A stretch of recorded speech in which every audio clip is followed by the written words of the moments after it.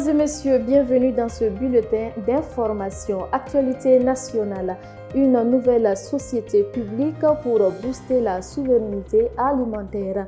Le gouvernement burkinabé a créé la société Faso Agropole, chargée de gérer 5 agropoles stratégiques afin de renforcer la production agricole, l'élevage et la pêche. Cette structure publique vise à dynamiser les filières et à consolider la souveraineté alimentaire nationale. Par ailleurs, l'État a repris l'intégralité des parts privées des ex-sociétés Souroupol et Bagrépol, marquant un recentrage stratégique sur le contrôle public du secteur agricole.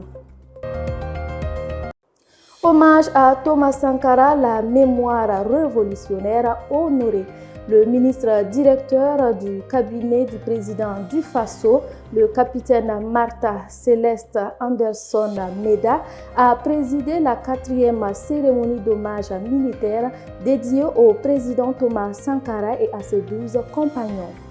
Ce cérémonial solennel vise à préserver l'héritage patriotique et idéologique du père de la Révolution d'août 1983 en rappelant les valeurs de dignité, d'intégrité et de souveraineté nationale.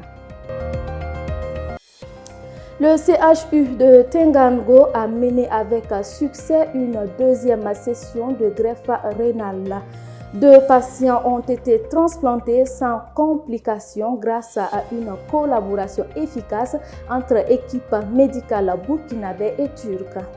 Cette réussite marque une avancée significative dans la prise en charge de l'insuffisance rénale au Burkina Faso et confirme la montée en compétence du système de santé national.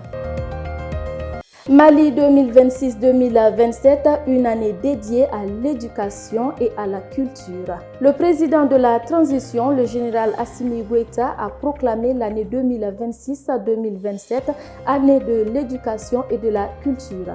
Cette initiative vise à renforcer le système éducatif, valoriser le patrimoine culturel et mobiliser les forces nationales autour de la cohésion sociale et du progrès du pays.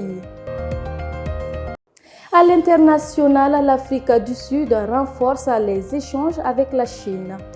Face aux mesures tarifaires américaines, l'Afrique du Sud se rapproche de la Chine et s'apprête à conclure un accord permettant l'exploitation sans droit de certaines marchandises vers les marchés chinois. Cet accord devrait être effectif d'ici mars 2026 et vise à élargir les débouchés commerciaux tout en attirant des investissements chinois et en soutenant certaines industries locales. Merci d'avoir suivi ce bulletin d'information. Restez connectés sur www.kazibatv.bf pour ne rien manquer de l'actualité.